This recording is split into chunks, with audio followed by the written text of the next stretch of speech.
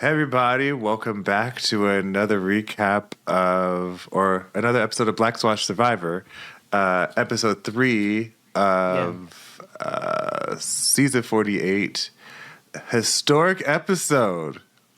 You've made it to an historic episode. We have never had this happen before. I realized that, so full transparency, I watch Survivor while I'm doing things, mom life, multitasking. Yeah. So I'm in the middle of like wiping the counters and moving something and wiping behind it. And I hear Jeff go, what did he say? He goes, this is a historic tribal council, or hold on, because I wrote it down. Yes, he goes, well, this is one of the most chaotic groups in history. And I was like, well, hold on now. I was like, what? I was like, I mean, I see dysfunction, but I can't recognize what is like the most dysfunction for Survivor because I've only been in this for like 5 seasons. So I don't, y'all just, these are all people who chose to go live in the jungle. So like, y'all are all crazy to me. Yeah. Yeah. You know what I mean? So. Yeah. I will say,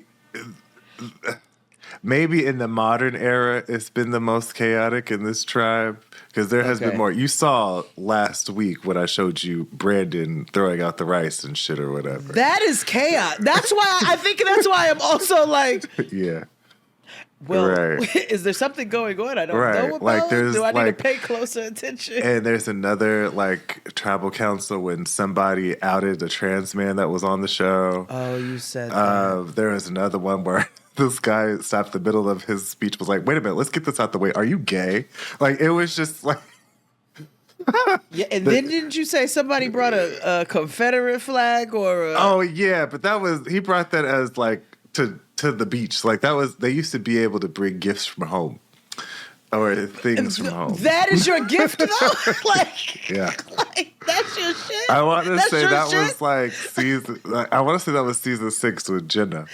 And I think because you've been sharing these tidbits and then showing me things like King George and like all types of shit, I'm like, most chaotic. Now, what I will say is, also based off of what you're saying about these very ruthless early seasons... I do appreciate, and we'll get to it, but I do appreciate that like Sai and Mary acknowledging we're playing a game.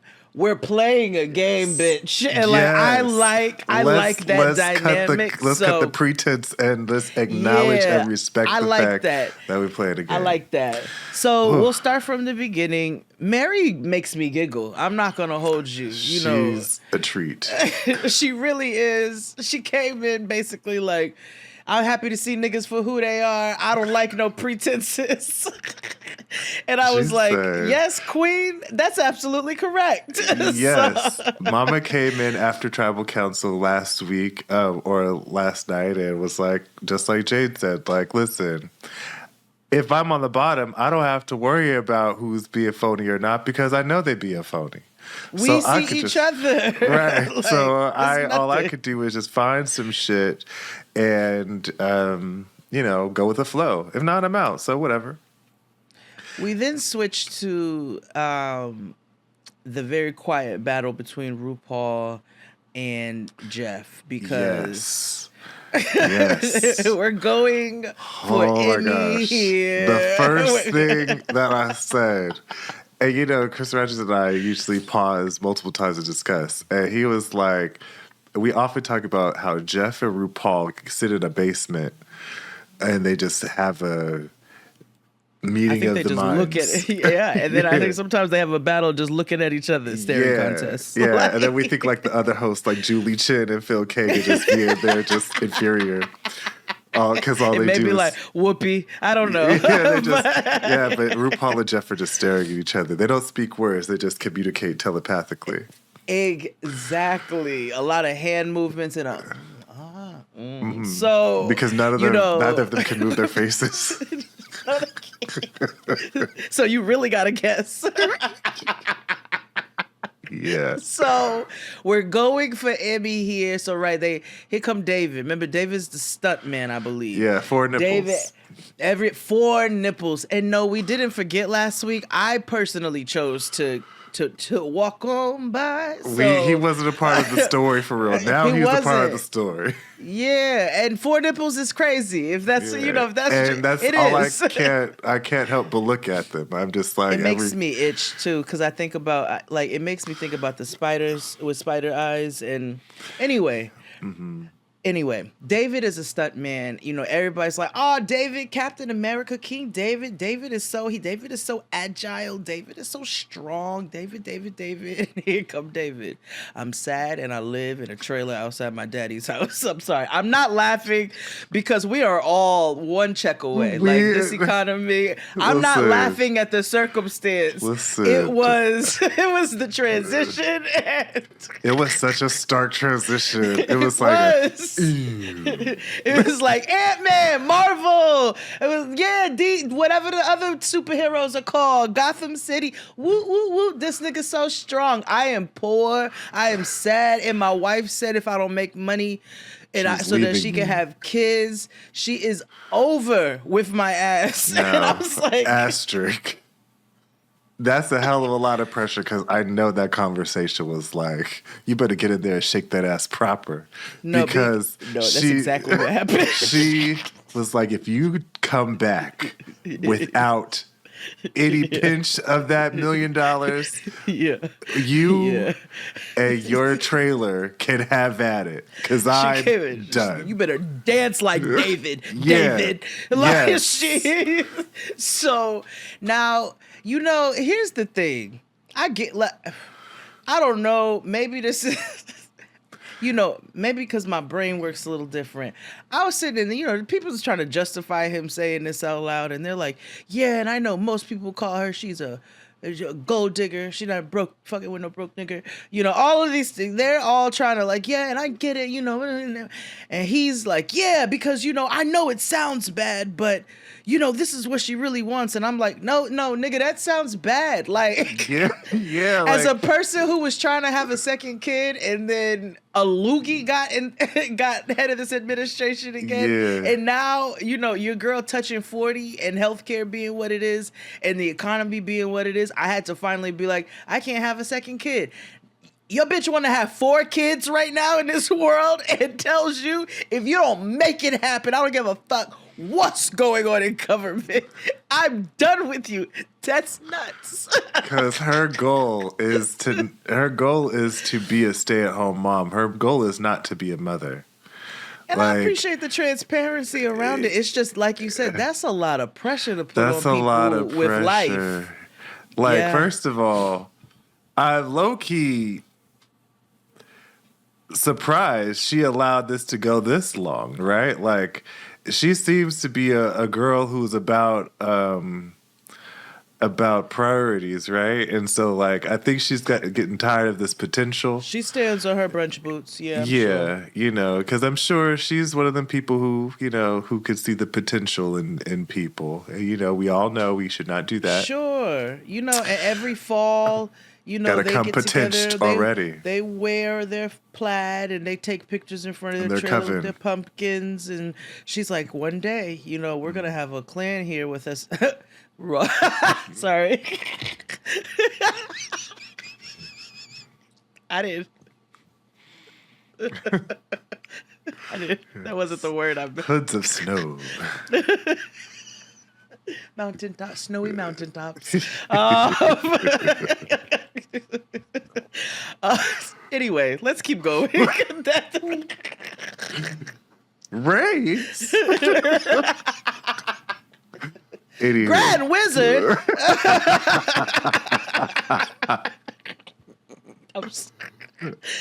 Woo. Okay. Oh my goodness.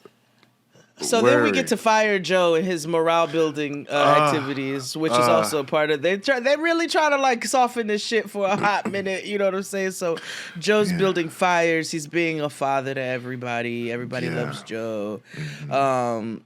Sweet. Now, the evil white gay man. This is a Judy Blume book. It's the evil white gay man, his plot against Eva, the camp counselor, and the friendship bracelet maker extraordinaire. Yes. Yes, it is the very 1960s Beverly Cleary book. It is. And that nigga is the homosexual from the Black Lagoon. Like, you're such a sweet girl. I am here for your downfall.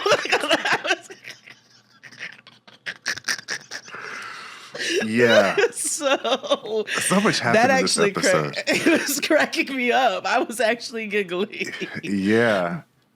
And see, I'm gonna be honest with you. This may be problematic. Maybe it's not. You know what I'm saying? Because I can, because I am. Eva get on my goddamn nerves. Okay, I'm sick of this. I'm sick of this both ways, bitch. You don't get to play the game and then be like, I don't want people to play the game with me because it's not fair if they play the game. Yeah, either you use it to your advantage or you don't.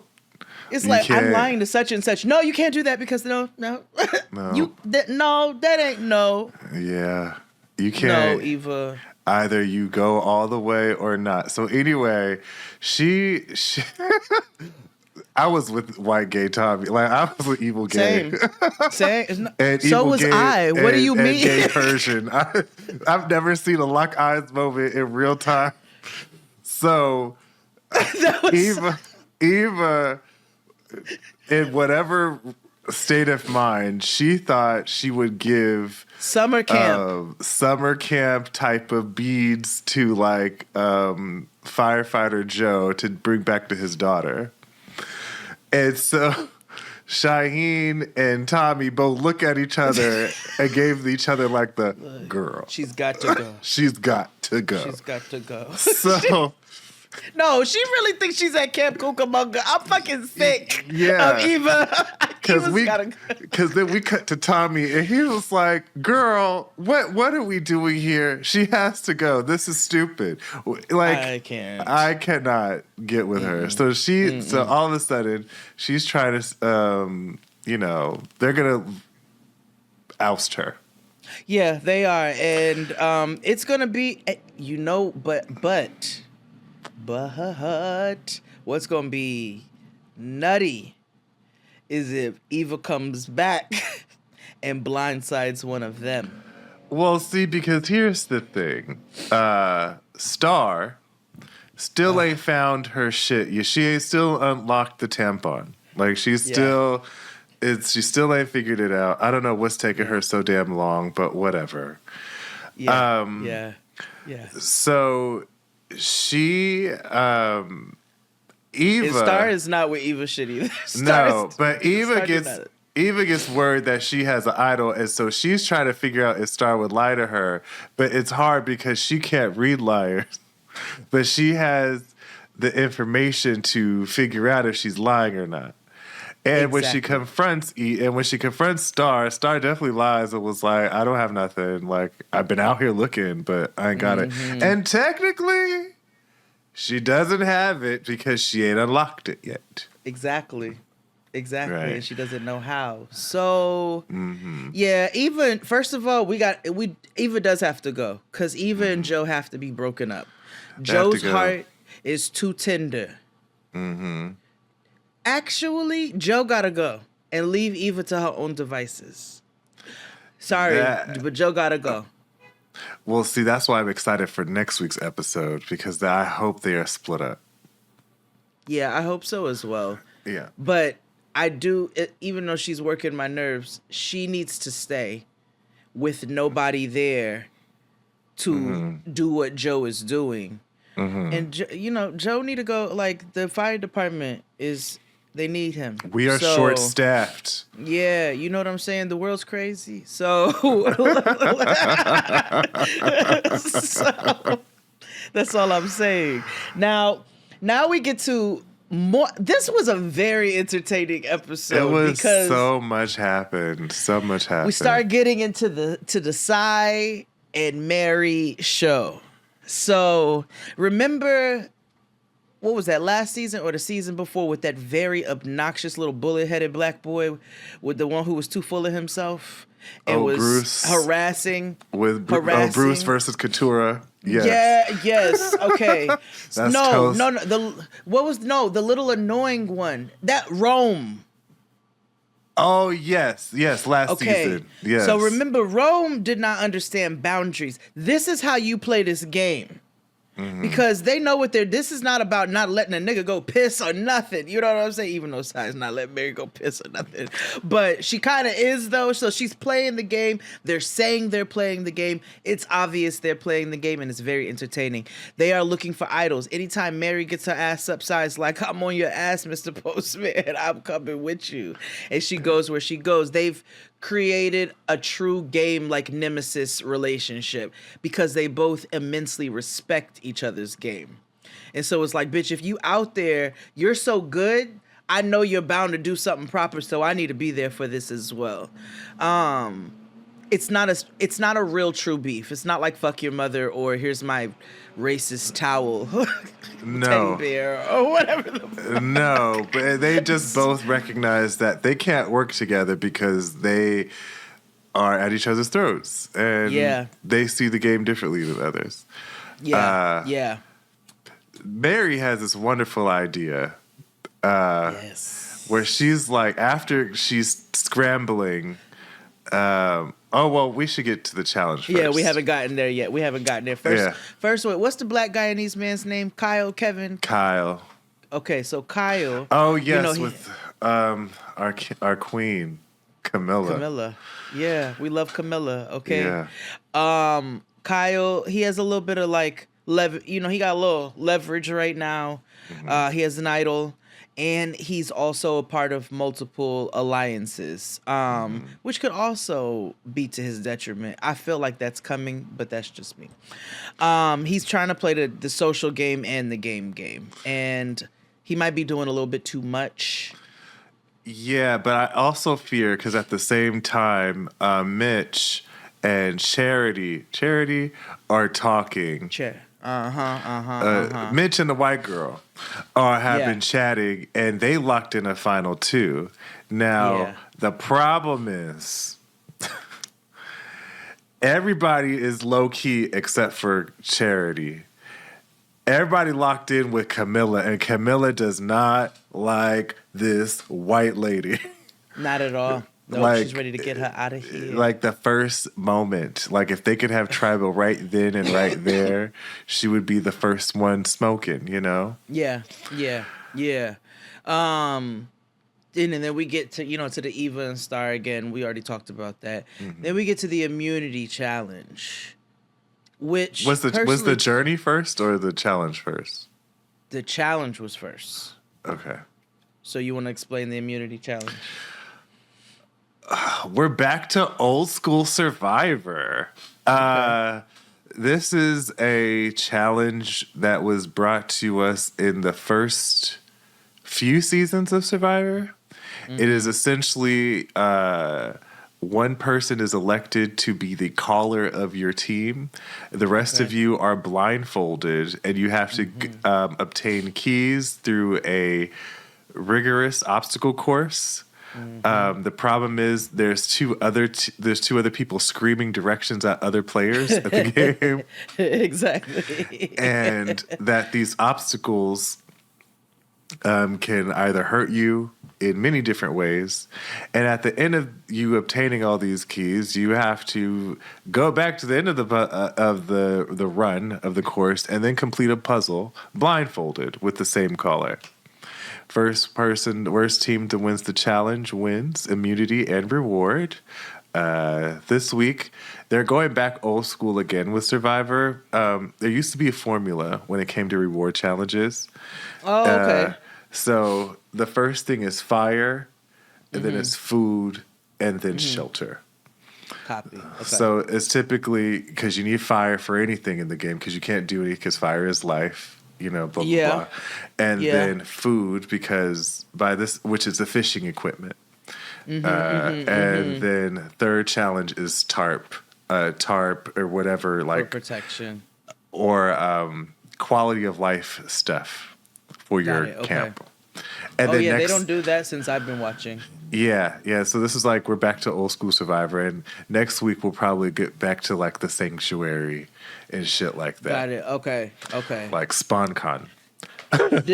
Now, what do you find what era do you find they've had the best sanctuaries?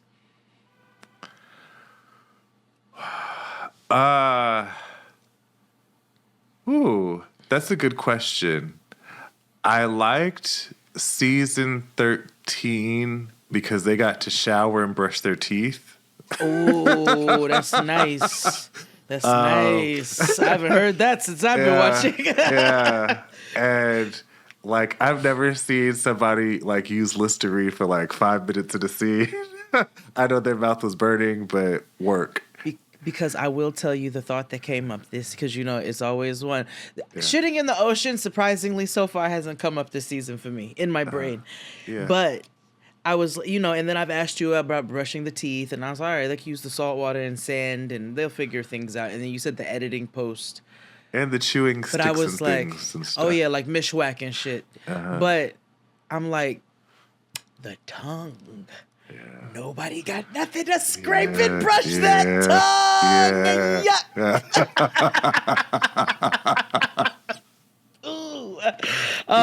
So we do the immunity challenge. The divas win. The orange is what that's what I'm calling them now. Because what are they? Siva. I don't know. What Siva. The fuck they call it. Okay, so the divas. They win again. Oh, I do want to say, 4 nipples got to go home, and I'm gonna tell you why. As a player, that's a hell of a story.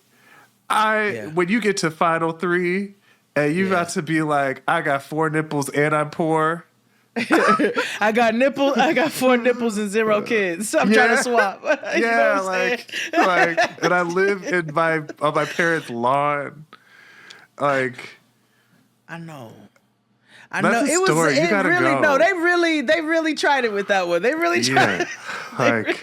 Anytime I hear something heartwarming, I'm like, you gotta go, because they're gonna vote for you because they don't want to feel like an asshole. Hello, it's like Eva and the no good, very bad friendship bracelets. Like, you gotta go, sister. Sorry, girl. You know what I'm saying? You got your own room in your mama's house. Let this nigga go have his 4 kids real quick, back to back. Exactly. So divas win, and then it's time for the journey. Oh yeah, the purple tribe wins too. Green tribe stays and purple. They lose. Green, they sucking. The journey is Bianca, which is the white girl. Justin, which is the pizza manager from somewhere in Rhode Island. I mean, somewhere in New England. Oh, he's from Boston. Okay. And then Kamilla, our Guyanese queen. And they all go, and they got to do this. They play a Yahtzee. Doomsday board. Right? I was like, they're playing board games. Doomsday Yahtzee. Essentially. And me and my mother used to play Yahtzee growing up. I was like, oh, I know what the fuck this is. Oh, that's sweet. Yeah. Clearly, I was the only child. So, anywho. I was like, we played Monopoly, and my father is a terrible person. He used to cheat. So, if you didn't see, it would just be, and then you caught it afterward, he'd be like, that's what it is. You should have been paying attention. Oh, yeah. We were a big Monopoly household because I told you, my cousins were like my siblings. So, like, they were always over. Yeah. And so, it was very contentious at times in the home. Anytime, nigga. We played Monopoly, Spades. I tried to learn Bidwiz, but I just never fully into it. And Spades is enough 10. For me. We was a big Phase 10. I don't the cousins believe in played Phase 10. It's violent. I know. It's violent. Survivor. Yeah. Yeah. It's not for me. But, they go on this journey, and essentially they have a bunch of die, and they have to roll to see if they get either a skull or a flame. Skull. If they roll 4 skulls, they lose their vote. If they roll 4 flames, they get an extra vote. Pizza Man loses his vote, and Kamilla gets her vote. She does. She got an extra vote. She got an extra vote. And the other one got an extra vote, right? Yeah. So, anywho, and he lies about it. Yeah. Yeah, he lies. Kamilla tells the truth because, they got a bond over there with the divas. And Bianca lies about the challenge overall Yes. and what her outcome was. Now, Thomas, she tells Thomas the truth, though. Remember, Thomas is the messy, messy white one. gay. And he is like, girl, yes, thank you for trusting me. All of that. I have all the info. And I hold all the power. And I feel a little bit bad for it, but yeah, I forgot he had an advantage because he went on a journey already.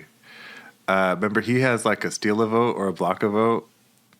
Both him and Mitch. Yes. So, so also Justin lies, but Justin lies terribly, and that is important because how shit went down at trial. So you got to hold that because even I didn't recognize in that moment all I kept saying to myself, I was like, well, that was terrible. Like I was like, what? And he said it. It was a series of terrible decisions from Pizza Man all the way down to even say the star of tonight was Mary. Yeah. We are about to get to Mary. So we get to Tribal. Oh, before we get to Tribal, we get back to the beach. And remember, it's Cedric, Justin, Sai, and Mary. Yes. Mary decides to go swimming. Yeah. Her idea is, I'm going to fuck with their heads. And she knew that this is the only time that this would work. So she's just swimming. They're doing glamour and beauty shots from the fucking drone and shit. Yeah. Meanwhile, Say is acting like fucking Charlie Day in Always Sunny. Like she is like, why is she not scrambling? Why is she not scrambling? There's something wrong. There's something wrong. Yeah. Meanwhile, now hold on. We need to pause this for a second because this is so funny because Mary is completely doing this intentionally. She is telling us, I am going to fuck with Say's head. I'm going to make it seem like I've accepted whatever my fate is going to be. And she is going to start spawning nukes and spitting out because I am going to cut cold turkey looking for idols and looking like I am making an effort and giving a fuck. Say, on the other hand, is feeding right into what Mary's doing, but also that little bit of discernment is kicking up and she's like, she could be fucking with me. But I just don't see her not like just giving up like she Say is spinning and I was dying. So we get to tribal council and this is where Jeff calls them the most chaotic group and I perked up because I'm like, are they really that chaotic? I find them to be extremely small, but are they chaotic? No. So here's the thing. To me, that seemed to be a little, an overshoot. But go ahead. Right. So we haven't had a tribal go like this in a while. Did I ever explain what Rocks is? You haven't experienced Rocks yet. No, I haven't. So typically, well, we almost did. And I thought that was going to happen, but because Justin didn't have his vote. I'm making crack cocaine jokes. Keep going. Essentially, Jeff explains it in this tribal council. Normally, if there's a deadlock vote, then and the tribe can't figure it out, then everybody goes to rocks, which means he gives a rock to everybody and blindly, and whoever has the purple rock is the one voted out. So it's all done at random, right? Yes. So at this tribal council, it's very tense. They're all worried that Mary has an idol. Meanwhile, Mary's like, la da da da da dee. I might play my shot in the dark. I might not. And she does that throughout tribal council. And Say and Mary both agree that they don't necessarily like each other, but that's just the game, and it challenges them to be better players, right? Meanwhile, nobody knows that Justin lost his vote, and he keeps playing and talking and acting as if he has his vote. Yes. Jeff stops could work if it was a larger tribe and anyway. If he would have fought for it, honestly. So we get to voting, right? Cedric has had this moral dilemma all day about either keeping his number one, which is Pizza Man, or Sai. Now, Sai,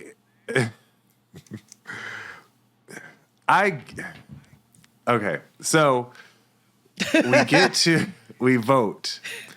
And remember, Pizza Man doesn't have a vote. And Sai wanted to split the vote just in case Mary had an idol or not. When Jeff decides, does anybody have somebody they want to bring up to me, blah, blah, blah, blah, blah, Mary plays her shot in the dark, which means she lost her vote. So she has a 1 in 4 chance. But it saved her ass because... Yes, it was safe. It worked for her. Yeah. And she was the vote. Oh, purely was the vote. And so all the votes turned on Sai and Pizza Man, Justin. So she's shook. Sai is starting to see, right? Sai is starting to see where things are going. We vote again. We're back to Sai and Justin. Yeah. So Jeff has to sit down and explain to them, I have to expose that Justin doesn't have a vote and Mary can't vote because she already used her vote. So all of tonight's decision goes down to one person, and that is Cedric. Now, I'm gonna be honest because I needed your clarification here because it was at this moment where Sai is it's coming together. Obviously, it comes out Justin lied because they have to reveal it after having to vote 3 times, and Sai is essentially cussing out Cedric. She's like, "You motherfucker!" But I think I was confused as to why. Why was it not Justin? She was why? What? Because what? Did I miss something Cedric said or what? First of all, she was upset that this should have been a clean sweep and Justin should have went home. After the second vote, Justin should have been the clear person to go home if they realized that Mary wasn't going. You know what? That means that Cedric keeps voting for Sai. Yeah, he consistently voted. Okay. He never put Justin's name down. He did it. No, you're right. I wasn't even. He did it. Right. He didn't even have to vote. He had to say it. Moment. But even still, I think essentially, yes, like Jade is saying. No, that's what it is. He kept voting for her. Crying and carrying on. And so Jeff made Cedric make a decision, and he chose to keep Sai over Justin. Justin didn't really fight for it. Sai kind of bullied him and was and told Mary and Sai, if y'all have to work this out together, to make this work. Sai, like you say in wrestling, cut a hell of a promo because she was like, listen, you have been privy to every conversation that I've had, every plan, everything. This man, Pizza Man, lied about the journey he went on. And horribly. Yes, and horribly. And you're going to decide to keep him? Now, me, as a player, I would have sent Sai home. Let me tell you why. She is hell on wheels come the merge. Oh, yeah. What? It's going to make for great Ray J-esque TV. Yes. And the problem is they're going to associate everything that she does with the Green Tribe. Unless or she's going to be the first one out, when they merge and they realize, oh, there's a crack in their tribe. What's their names? The Vula tribe. Oh, there's a crack in there. So clearly they're gonna split. You know what I mean? The problem is when you get to the merge, they get on the jury. And so it's like, I would much rather get rid of Sai pre-jury than, because Lil Mama holds grudges. She is. She does. Sai is and she's smarter than a lot of people. So she's very smart. Let's be very clear. And honestly, that's the biggest threat, because she has done nothing. The only thing that she has done wrong in this game was come in hot. That's the only thing. And it's not wrong. It's just not a smart game move like that, to come in like that. It's a personality thing. Sai could be very good on the jury. Because when I think about it, I'm like, she holds grudges, yes, but also she doesn't take things personally, because even her thing with Mary is not a personal thing. It's a game thing. She just plays very intensely, and then I think she emotes and, intensely, which is not a bad, or that's just her, that's who she is. It's bad in Survivor. Well, it's bad. It's bad because other people don't know how to handle that oftentimes, which is not technically her problem. Right. This is the thing about jury management. Like, sometimes in this scenario, you got to make sure you're the most agreeable. You got to make sure you don't piss so many people off that. You see, we're not allowed to. They don't want us to be. Yeah, like, because there are so many racist. things like wrestle hands, right? Like Brandon, who I showed you, like his uncle should have won his season, but the problem is they hated that nigga so much that they voted for the ineffective white girl that he brought along to the end. I need to look at this because I need to why did they hate him? Oh, he lied. He cheated. He slept with their man? No, betrayed alliances, with throw competitions on purpose. He played the game. Like all right. He would find a girl or two, a dumb blonde, what he would call them, and they would do the dirty work. And sounds smart to me. But it backfired on him twice. Oh, okay. All right. Well, yeah. When you play too dirty, that's also where you get yourself caught up too much, too, because then at that point, you have no alliance. You have nobody in your corner because you are willing to literally do everybody dirty, and you can't. You can do that, but you better be the smartest motherfucker alive doing some shit like that on here.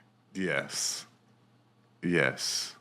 Like I think that's you need high to be level clinical. Gameplay. That's clinical, nigga. That's like that's you got to have gameplay. a certain diagnosis, I think, to even play like that. Yeah. But that's the only way that could work, where you're literally doing everybody dirty around you, including your goats and all of that. Like, yeah, there's very few villains that have won this show. Sandra was, she was the first villain that won. Well, no, because how you gonna win when you ain't right within? You know what I'm saying? Like you can't. Yeah, Sandra won because she put a lie on a white girl. That's not a villain. Yeah. And then at the end, think about it. At the end, niggas gotta vote for you. So you know what I mean? You could play the game so fucking well, but if you're not votable, you will not. Yeah. Because there's things about respecting the game, right? Like, oh, I respect you because you played a good game or whatever. I may hate you, but whatever. And there's also that other part of like, nigga, I hate you so much you don't deserve anything in life. Yeah. And see, there's a fine line. Yeah. The only person that I could think of on this cast that would have those type of grudges would be Sai or Kamilla. Otherwise, no one... Kamilla, I can't. Yeah, I hope she make it to the end. But if she make it to try the final tribal, oh hell hath no. I want Kamilla to win. Yeah, I want Kamilla to win. Like that's my Same. number one vote right now. I know it's very early, but you know, I hope so too. I just feel like let me start going to shit in the ocean this summer. I'm gonna brush my teeth with some sand.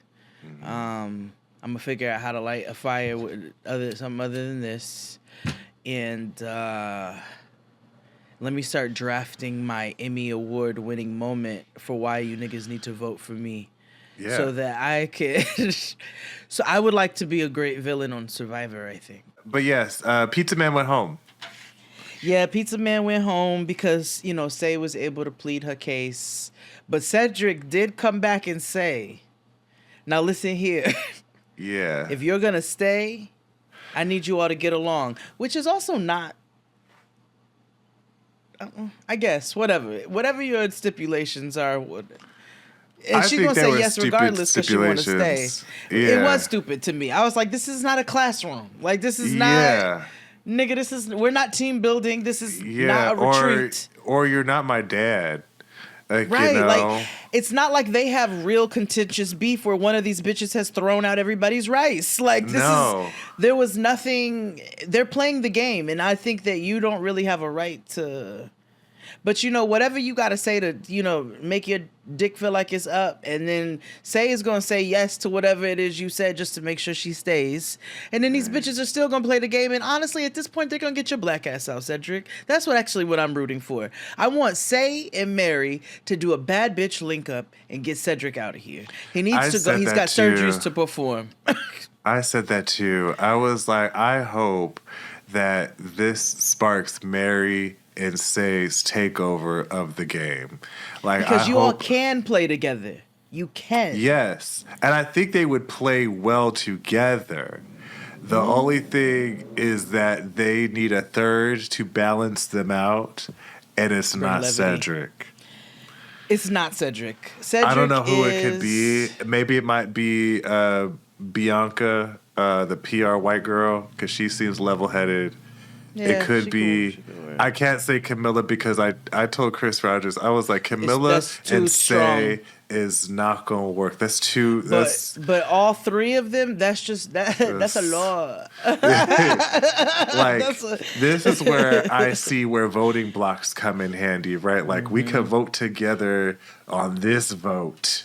Yeah. And then you go back to your alliance and I'll go back to mine. Because I feel like they will all link up to vote out the white girl.